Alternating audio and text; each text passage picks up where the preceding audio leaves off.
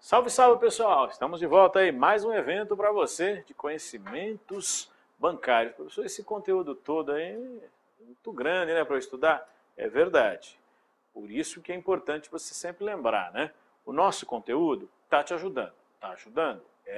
Clarear para você de forma objetiva, intensiva. Mas tem um tempinho? Dá para você fazer aquela reforçada? Pega os exercícios, pega provas anteriores, vai dando uma olhada, olha o nosso material. Tem sugestão, sempre lembrando para você, sites lá para você dar uma olhadinha. É interessante visualizar e aprofundar. Claro, como é se aprofundar? Fazendo exercício. Não adianta você ficar só comigo aqui. Tá? Estou fazendo para você, mas todo tempo eu faço exercício com você. Mas aí, mesmo assim, tem um volume grande de provas. Ó, vou dar só uma dica para você. Você pegar Sesgran Rio 2010, né, FCC 2010 e FCC 2011, são 100 questões de conhecimento bancário para começar a conversar, amigo. 100. Só para começar. Com 3 provas em 2011, 2 em 2010, 100 perguntas para você deitar e rolar. Então, por favor. Ah, mas a minha prova é Sesgran Rio. FCC tem um estilo muito próximo em várias questões, muito próximo mesmo.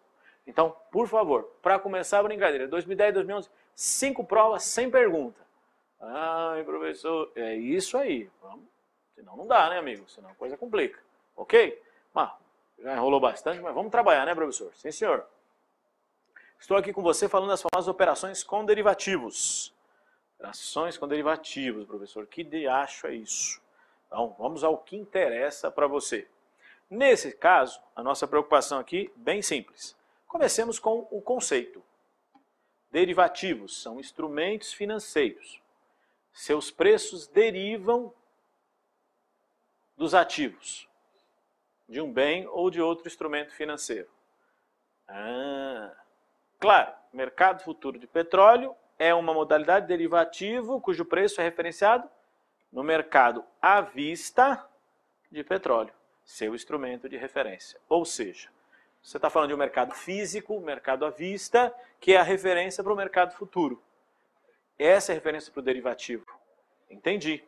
Então, hoje, daqui 30 dias, um exemplo mais fácil, pegar o dólar. Dólar, hoje, qual é a cotação? 1,70, 1,80? Olha lá, 1,70, tá? Quanto o dólar estará daqui 6 meses? Mercado futuro de dólar, derivativo, ok? Então, referência. Não tem nada a ver com venda a prazo, não. Assim, expectativa de preço, formação de preço. Então, os derivativos formam um segmento formador de preço, referenciado, que ajudam muito na organização e no planejamento das pessoas e das organizações. Pense uma empresa que tem que fazer um investimento daqui a um ano. Tá, imagine que ela tem que comprar um maquinário. Eu vou trazer um maquinário do exterior. Quanto esse maquinário custa? 50 mil dólares. Tá. Mas eu só vou comprar realmente daqui a um ano. Qual é o valor esperado? Qual é a expectativa? Eu tenho um valor hoje. Olha, se fosse hoje eu gastaria tanto, mas daqui a um ano. Então, é um referencial interessante esse papel desempenhado pelo segmento de derivativos. Tá? Então, ele deriva dos ativos. Isso, do mercado à vista, do mercado físico. Muito bem. Quais seriam os objetivos, né, de um mercado desse tipo? Então, me acompanhe, por favor. Vamos lá. Derivativos. Tem 4 objetivos principais. Vamos começar com hedge, proteção. É um objetivo. Proteger o participante do mercado físico de um bem ou ativo contra variações adversas. Muito bem. Então, é aquela história. Como eu te falei, hoje custa 10. Tá. Mas e amanhã? Então, essas oscilações. O que faz aqui? O derivativo sempre representa, né, uma posição oposta no mercado à vista. Como isso? Sempre com o objetivo de minimizar a perda financeira. Então, é seguro de preço? A ideia seria essa? Mais ou menos. A ideia traduzida aqui para você é a seguinte: eu estou comprando, né, um título. Mas se no futuro, né, ele valorizar muito ou cair muito, Então, como vou me proteger disso? Bom, você está comprando agora, vamos vender. Então, ter uma posição oposta, sim. Onde você compra num segmento, você vende no outro. O objetivo é, bom, se subir muito aqui, lá eu estou vendendo, então eu compro mais caro, mas vendo mais caro. Então, cria mecanismos de proteção contra essas oscilações. Seria essa a ideia. Sempre uma posição oposta em outro segmento. Então, é aquela ideia. No mercado à vista estou comprando, futuro estou vendendo. Mercado à vista estou vendendo, mercado a termo estou comprando. Essa é a questão. Muito bem, então a ideia de proteção, utilizada muito por fundos de investimentos, ações financeiras e investidor em geral, quanto a essas oscilações de preço. Essa é a ideia. Tá bom, mas tem outros objetivos, nós falamos em 4, né? Então mostrei proteção para você como um objetivo interessante. Quais seriam os outros objetivos? Vem aqui comigo. Nesse caso, você pode buscar, né, alavancar os negócios. Então, aquela coisa, exige menos capital do que a compra do ativo à vista. Então, o que eu quero? Eu tenho, adicionando posições derivativas aos investimentos, eu aumento a rentabilidade a um custo bem mais baixo. Ou seja, em vez de eu comprar café à vista, eu posso ter contratos de café no mercado futuro, em que eu não preciso estar comprando café mesmo, mas ganhando com a diferença de taxas. Compra aqui, vende ali. Então, ela comprou 10, vendeu 12. Então, os acertos são pelas diferenças. Então, de fato, pôr a mão no bolso é muito pouco, em relação a ficar comprando à vista mesmo, conforme a ideia. Então, atenção a essa questão. Ela traz uma característica interessante, que é assim, aumentar a rentabilidade, alavancar os negócios sem ter que, de fato, pôr a mão no bolso. É o que eu disse, eu não preciso comprar o café para ganhar dinheiro com ele, de fato. O contrato futuro me abre essa possibilidade, comprando ou vendendo a um determinado preço e prazo o produto. Então, é uma característica desse segmento. Muito bem. Além disso, não esquecendo, e outras possibilidades também possam ocorrer. É interessante lembrar que é um segmento onde eu posso especular, não tem nada de negativo nisso. Não é? Que é aquela história, uma posição no mercado futuro ou de opções sem uma posição correspondente no mercado à vista.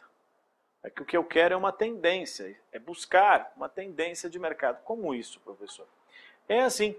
Você, por exemplo, está vendendo algo sem ter o que vender.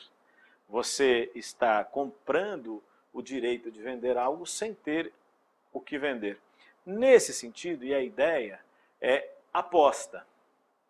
Tá? O que você está apostando? Eu estou assumindo uma posição de venda lá porque eu acho que o preço vai subir. Então vou jogar com essa posição. Então não é que nem o mercado para proteção, onde eu compro de um lado, vendo do outro, ou alavancagem, onde eu só negocio os títulos no mercado futuro, por exemplo, para ganhar na diferença de taxa. Aqui eu faço uma aposta e assumo uma posição contrária. Sem cobertura, sem essa correspondência do outro lado, posso ter um imenso prejuízo, mas se a tendência se confirmar, posso ter um imenso ganho, funcionando dessa maneira. Consequentemente, a especulação aqui, vista como um mecanismo do jogo, não é nada desleal, não.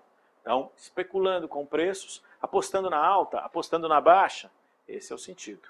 E fazendo essa posição como diferença. Porque qual é a diferença com a proteção? Você apostou em alta aqui, né? Então, aquela história, eu vou vender aqui, mas estou comprando aqui. Então eu vou ganhar de um lado e vou perder do outro. E aí vai empatar, entre aspas. No outro lado, não, eu estou apostando na venda, vou direto. Então, essa é a referência. E aí, claro, se confirma, eu ganho. Agora, se não, eu tomo um imenso prejuízo, que eu vou vender mais barato, ter que me virar para arrumar naquele preço. Então, essa é a ideia. Agora, é interessante lembrar uma outra possibilidade, a famosa arbitragem. Arbitragem, professor? Sim. No caso da arbitragem, o que faz? tirar proveito da diferença de preços de um mesmo produto negociado em mercados diferentes. Então aqui é discrepância mesmo no processo de preço, né, dos ativos e no caso dos vencimentos. O que pode estar acontecendo, um exemplo bem simples, vamos pensar no mercado de câmbio, vou usar esse exemplo, não, dando uma adaptada aqui para a ideia da arbitragem. É assim, poxa vida, eu percebi que naquele mercado, vamos lá, o euro no Brasil tem um preço X e nos Estados Unidos tem outro preço. Quando eu fiz a comparação, eu falei, nossa, se eu comprar euro no Brasil e vender nos Estados Unidos, eu vou ganhar. Porque há uma discrepância na formação de preço em relação a essas moedas e esses segmentos. Então, o que é que eu faço? Compro um lado, vendo no outro e ganho na diferença de taxa. Tá? A brincadeira é essa. Ou, é curioso, né? O que você pode brincar, até trazer um exemplo mais caseiro, assim, poxa, de repente naquele lugar ali eu descobri que eu podia comprar o produto por 10, né? E no outro lugar, né, o povo está comprando esse produto por 11. Então eu compro por 10 e vendo para o povo por 11 e ganho 1 em cima. Posso fazer. Essa é a arbitragem. As instituições financeiras usam muito dessa prerrogativa, até como um ganho dos seus negócios. Então, vale lembrar, arbitragem, mercados e segmentos diferentes. É isso que você deve analisar. Muito bem. Pensando um pouco nessa ideia, trabalhando um pouco essa questão, você viu então os objetivos das operações com derivativos, né?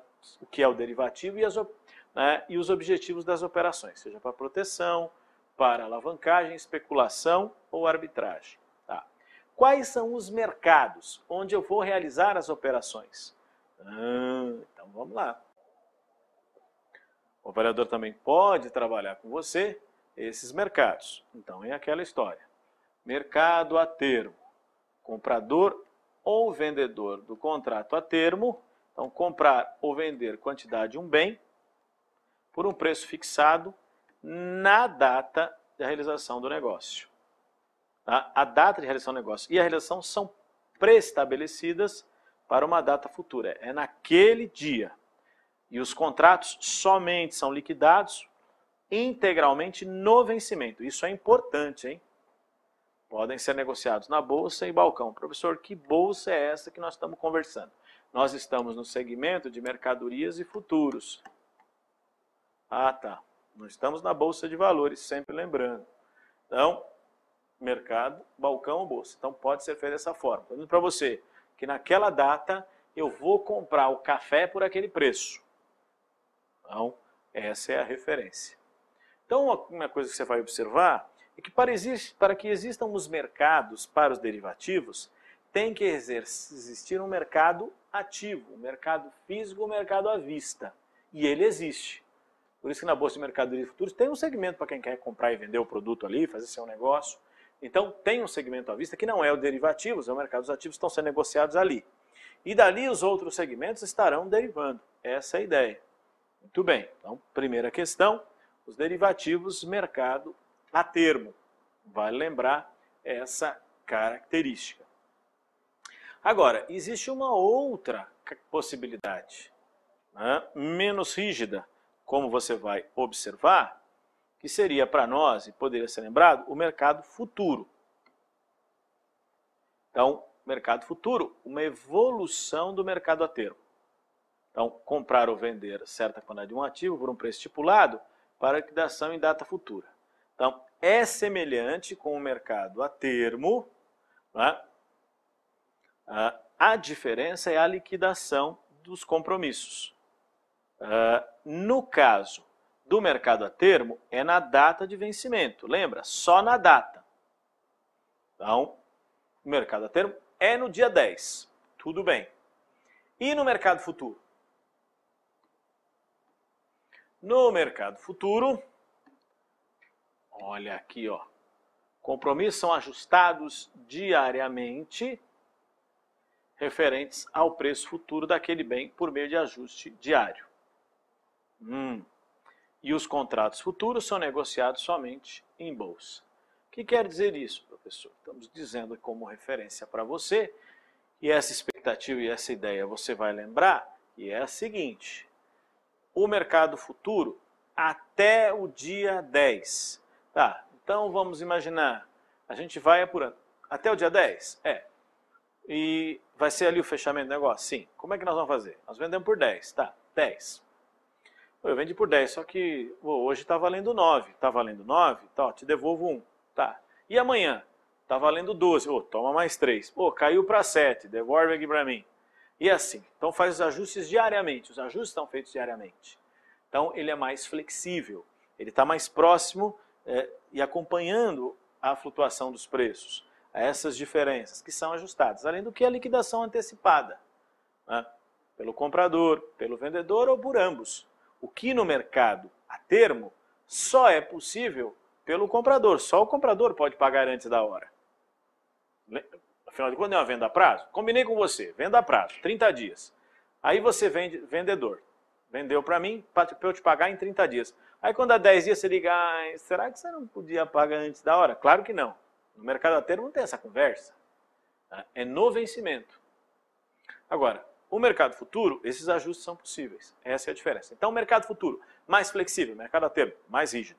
Aí você faz o paralelo, atenção, olhar sobre o tema. Ok? Muito bem, professor, muito bem. Vamos lá. O que mais, hein? Além do mercado futuro e do mercado a termo, você também vai encontrar o mercado de opções. Esse você já conhece, que eu já te mostrei lá nas ações. O mercado de opções negocia o direito de comprar ou vender um bem por um preço fixo numa data futura. Então, o direito. Quem adquire o direito? É o titular. Ele adquire o direito de quem? Do lançador. Deve pagar um prêmio ao vendedor. O vendedor, você sabe quem é? É o lançador. E o comprador é o titular. Eu pago o prêmio e esse vendedor me vende o direito de compra ou de venda. Só que nesse caso não é ações, né, professor? Não, é café, é soja, milho, o que você quiser ali.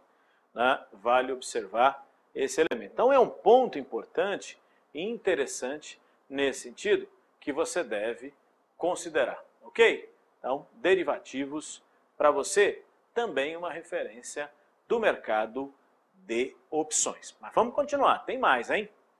Então, pessoal, vamos dar uma olhadinha comigo. Mercado swap. Mais um, professor? Mais um para você conhecer. Esse também é derivativo? Com certeza. Agora, e um tema muito lembrado em prova. Aqui é troca de rentabilidade entre dois bens. Então, o que é o swap mesmo, professor? Um acordo entre duas partes que estabelecem a troca de fluxo de caixa, comparando a rentabilidade dos bens. Essa é a ideia. Então, o que você faz nesse tipo de atividade? Você chega e combina com um amigo assim, amigo eu estou brincando, né? Você está lembrando a ideia. João e Maria, ou vamos brincar, falar um pouco mais. A empresa A e a empresa B. Empresa B e empresa A. Vamos fazer o seguinte, a empresa A tem uma dívida e essa dívida é atrelada à variação cambial, ao dólar. E a empresa B tem uma dívida que está atrelada à IGPM, então desses índices que vão mensurar a inflação, ou os indicadores. E aí os dois, vamos fazer a troca? Você fica com o IGPM e eu fico com o câmbio? Tá. E como é dívida, aquele que der mais, perde a brincadeira, paga a diferença. Se fosse aplicação, seria o contrário. Aquele que desse mais ganhava e o perdedor paga a diferença. Esse é o sentido do mercado swap. Eles vão registrar isso na CETIP, que eu já te apresentei, a famosa CETIP, registra o contrato swap, e a única exigência para poder apurar e não ter nenhum senão é que só pode ocorrer no vencimento a liquidação, como no mercado a termo. Então passa 30 dias, faz a apuração. A empresa A trocou, ficou com o IGPM, variou 1%. A empresa B ficou com o dólar, variou 2%. Ela perdeu. A dívida dela ficou maior do que era antes. Então ela tem que pagar a diferença. Então o contrato swap não vai mexer com o contrato original das dívidas e das operações. Vai apenas exigir, e esse é o ponto significativo, que as empresas façam o acordo, registrem o contrato na CETIP, naquela data é apurada. Quem perdeu a brincadeira paga a diferença. Operacionalmente seria divertido assim, eu fui lá no caixa pagar minha dívida, aí o caixa fala assim, empresa A, a sua dívida é R$102, 100 da dívida mais 2 da variação. Aí ela falou, eu vou pagar 101, e o cara que está aqui do meu lado que perdeu a conta, paga o outro 1, viu? Então é assim que vamos fazer, brincando com você, a ideia da troca do fluxo de caixa, que é o mais comum em provas, quando a gente observa esse elemento. Então, me acompanhe aqui para você visualizar.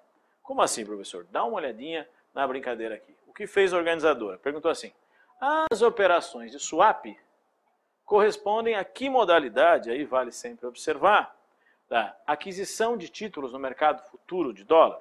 Não tem nada a ver com o que nós estamos conversando aqui. Descasamento em indicadores entre as contas de ativo e passivo de ações financeiras? Também não tem nada a ver. Registro obrigatório no Banco Central? Não, senhor. Você vai registrar na CETIP essa operação. Troca de fluxo de caixa? Com base na comparação da rentabilidade entre dois ativos financeiros ou mercadorias? Sim, senhor. Crédito contratado com garantia de penhor de recebíveis? Isso é operação de crédito. Então, você tem o exemplo da resposta, tem que registrar. Ativos financeiros ou mercadorias, professor? Como eu disse, uma dívida atrelada ao dólar, o preço do café e da soja. Então, comparando aí, né, e aí você faz a troca, que seria o mecanismo de apuração. E quando tem o resultado, quem perdeu a aposta é uma aposta. Quem perdeu a aposta, né, paga a diferença. Se é uma dívida, quanto menos ficar a dívida, eu ganhei. Se é uma aplicação, quanto maior ficar o retorno, eu ganhei. Quem perdeu, paga a diferença. É assim que funciona esse segmento. Então, vale a pena você observar, olho nessas características. Tá bom? Olho nesse assunto, hein? É um tema sempre lembrado em prova, swap cai muito em prova. Vou pedir sua atenção sobre esse conteúdo. Tá bom, pessoal? Obrigado a todos, bons estudos e até a próxima.